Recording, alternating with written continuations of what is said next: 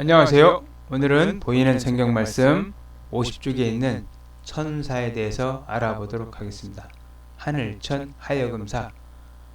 여기서 하늘이라고 할 때 하늘 뜻을 훈이라고 하고 천음이라고 하는데, 하여금사, 하여금과 같이 요즘 많이 사용하지 않는 훈으로 된 한자들은 배우는 사람이 어려워하기도 합니다.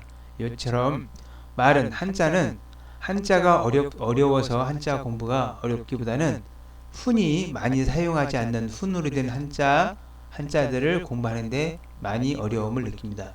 아무리 어려운 한자도 잘 알고 있는 훈은 학생들이 쉽게 공부하는 것을 알 수 있는데, 모든 언어는 어려워서 배우기 어려운 게 아니라 많이 사용하지 않으면 어떤 것도 어려워진다라는 것을 알 수 있습니다. 오히려 한자어가 아닌 우리말도 많이 사용하지 않는 말들은 쉽게 잃어버리기 쉽습니다.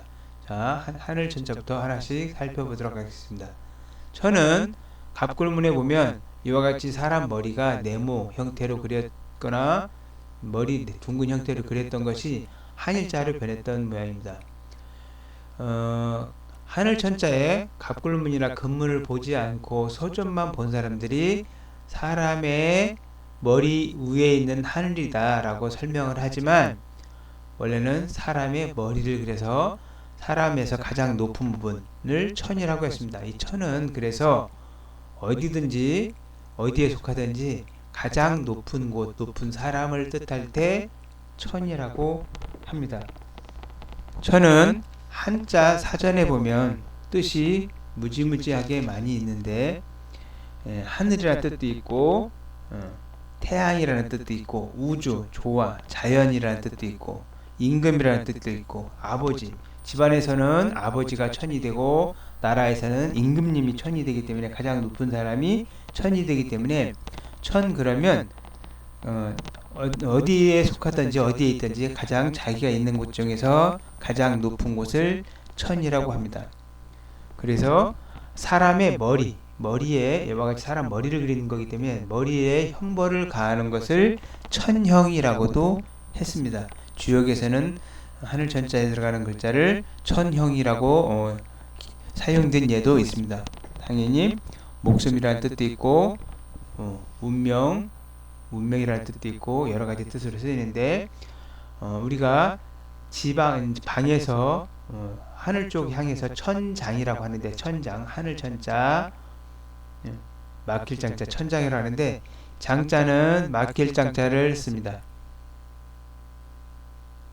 막힐 장자를 써서, 원래 천장은 옛날에 지붕 형태가 있고 기둥이 있을 때 이와 같이 종이 형태로 막아놓지 않은 갈빗대가, 석가래가 갈빗대처럼 드러나 보이는 것을 복국이라고 했습니다. 복국. 지금은 사용하지 않는데 복국이라고 했는데, 복국 아래에 가로막혀 있는 것을 천장이라고 합니다. 사자는 불일사, 하여금사자라 해서 이 사자는 이와 같이 어떤 도구를 손으로 들고 있는데, 일사, 우리가 잘 알고 있는 일사, 역사사, 가운데 중 형태 등은 옛날에 어떤 도구를 사람이 손으로 들고 있는 모양들이 변해간 글자들입니다. 뭐뭐 하다, 뭐뭐 하게 하다, 뭐뭐를 하는 사람이라는 뜻에서 하여금사라고 합니다. 천사는 하늘의 뜻을 사람에게 전하고 인간들의 기원을 하늘에게 전한다는 신의 사자, 즉 전달자라는 뜻으로 영어로는 엔젤이라고 부르고, 그리스에서 유래한 말로 힌두교에서는 아바타라, 불교에서는 보살을 뜻합니다. 신학자나 철학자들은 천사의 계급을 4계급, 7계급, 12계급으로 나누기도 하는데, 이는 행성, 점성술, 동양의 전제군주 아래서 계급 구조에서 근거해서 하늘에도 그렇게 천사가 구분되어 있을 거라고 얘기를 하고 있습니다. 하지만 천사라는 말은 일반적으로 등급이나 구분 없이 모두 천상의 영, 하늘의 영을 뜻한다고 보시면 되겠습니다. 하늘 천자를 만나는 글자는 거의 보이지 않는데, 하늘 천자 위에 날일자가 있는 하늘 호자가 대표적으로 보입니다. 감사합니다.